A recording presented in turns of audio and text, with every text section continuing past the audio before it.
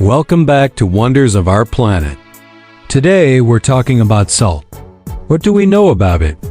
A white crystal in a shaker, sitting on every kitchen table in America, costing about $1 a pound. We sprinkle it on fries, we rim our margaritas, we tell each other we eat too much of it. It seems like the most boring substance in the world. But behind that white crystal, fallen empires, armies, the word salary, and entire cities that exist only because they were built on top of it. Why did people go to war for it? Why do we die without it? And is the fancy pink salt at Whole Foods really any different from the regular box of Morton? Right here, right now, let's get into it. Salt, sodium chloride, NaCl, is the simplest ionic compound nature builds whenever seawater dries out. It's what chemists call an evaporite, a sediment of evaporation.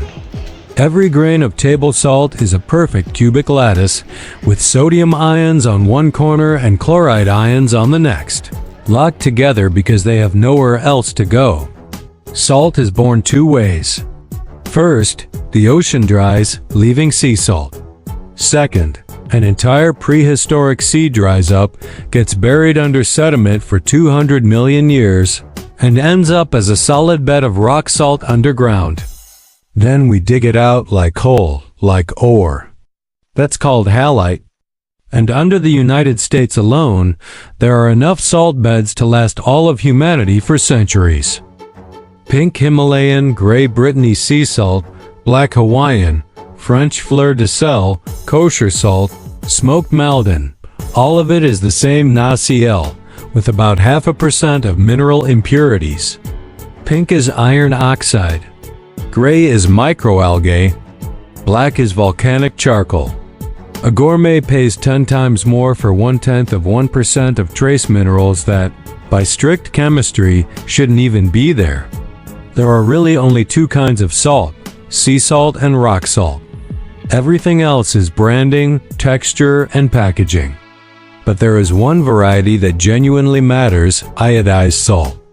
The United States has added iodine to table salt since 1924, and it nearly eliminated goiter and a leading cause of preventable mental disability. That's not marketing. That's public health. To understand salt, you have to understand what it does to water. When NaCl hits liquid, the lattice breaks apart and the sodium and chloride drift in opposite directions. Sodium becomes a pump, literally. Every cell in your body has a sodium-potassium pump. It pushes sodium out, pulls potassium in, and the difference generates a tiny electrical charge. That's the charge that fires every nerve, every muscle, every heartbeat. No sodium, no nerve impulse. No chloride, no stomach acid. Salt isn't a seasoning. It's the battery of every living thing on Earth.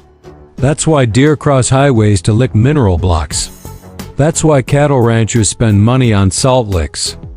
And that's why a human being who goes without salt long enough loses coordination in 10 days, consciousness in 20, and dies in less than a month. Here's where it gets interesting. The English word salary comes from the Latin salarium, meaning a salt allowance paid to Roman soldiers. Why salt? Because without it, you can't preserve meat on the march. You can't survive a winter. A Roman legion that ran out of salt couldn't fight. That's where the phrase "worth his salt" comes from.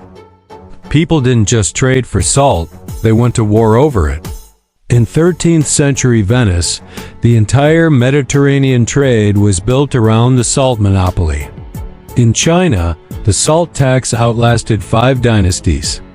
In pre-revolutionary France, the salt tax, called gabelle, became one of the triggers of the French Revolution. Peasants were sent to prison for buying salt on the black market. And right here in the United States, the Erie Canal, the project that connected New York to the Midwest in 1825, was nicknamed the ditch that salt built, because the salt mines of Syracuse paid for half of it. Under the city of Detroit, 1,100 feet straight down, There is a salt mine the size of a small town, 1,500 acres of tunnels, still in operation today, mining the very salt that Detroit drives on every winter.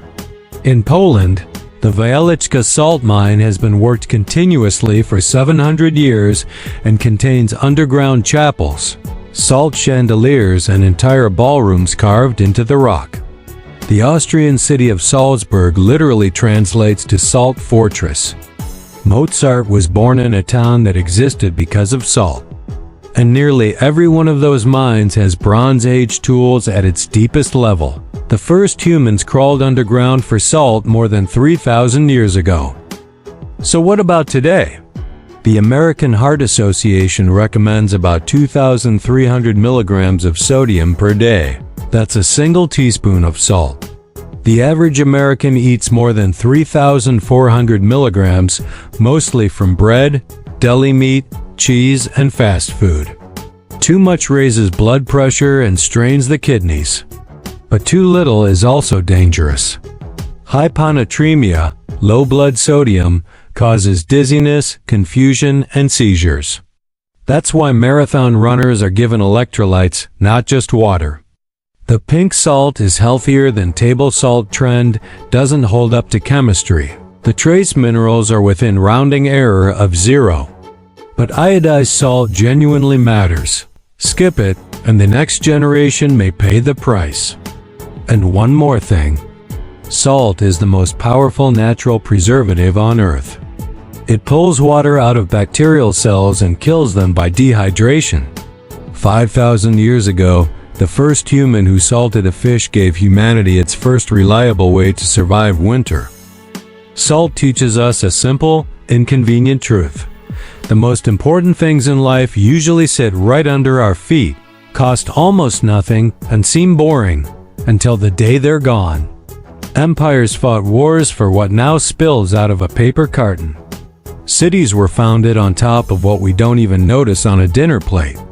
3,000 years of human sweat, mines, caravans, and revolutions, all for a teaspoon of white crystals without which the human heart cannot beat. If you enjoyed this story, hit the like button and subscribe. That's what keeps these videos coming. Thanks for watching Wonders of Our Planet.